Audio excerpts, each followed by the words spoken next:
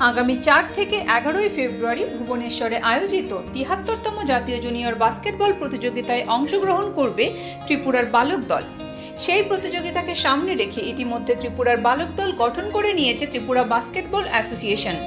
প্রতিযোগিতায় অংশগ্রহণের লক্ষ্য নিয়ে মঙ্গলবার 30শে জানুয়ারি রেলপথে ত্রিপুরা ত্যাগ করেছে 12 জন খেলোয়াড় সহ 14 জন সদস্যের ত্রিপুরার বালক দল। খেলোয়াড়রা ত্রিপুরা ত্যাগ করার আগে আগরতলার নেতাজি চৌমুহনীস্থিত NSRCC হলে খেলোয়াড়দের হাতে জার্সি তুলে দেওয়ার পাশাপাশি শুভেচ্ছা জানানো হয় সংস্থার পক্ষ থেকে। উপস্থিত ছিলেন ত্রিপুরা বাস্কেটবল অ্যাসোসিয়েশনের চেয়ারম্যান তথা ত্রিপুরা আগরতলা পৌর নিগমের মেয়র দীপক মজুমদার, সংস্থার সভাপতি সঞ্জয় সাহা, ত্রিপুরা অলিম্পিক অ্যাসোসিয়েশনের চেয়ারম্যান রতন সাহা সহ অন্যান্যরা।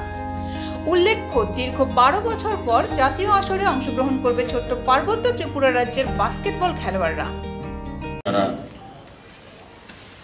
আগামী দিন আমাদের এই জাতীয় স্তরে উড়িষ্যা যারা জয়েন করবে অবশ্যই জাতীয় স্তরের সমস্ত প্লেয়ার যারা আছেন তারা প্রত্যেকে আমার আগরতলা পৌরবাসীর পক্ষ থেকে অনেক অনেক শুভেচ্ছা এবং ধন্যবাদ।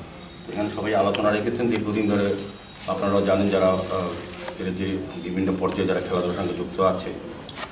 আমাদের রাজ্যে এই বাস্কেটবল বিশেষ করে দীর্ঘ 12 বছর পর বোধহয় সুযোগ এসছে রতনবাবু, সঞ্জয়বাবু তাদের সহযোগিতায় এবং আন্তরিক প্রচেষ্টায়, যেটা কিছু ব্যক্তি বা কোনো প্রতিষ্ঠানের কারণে এটা হচ্ছিল না। আমাদের রাজ্যের অনেক প্রতিভান প্লেয়ার সুযোগ পাচ্ছিল না। ত্রিপুরা থেকে বিক্রম কর্মকারের রিপোর্ট, ইউ বাংলা টিভি।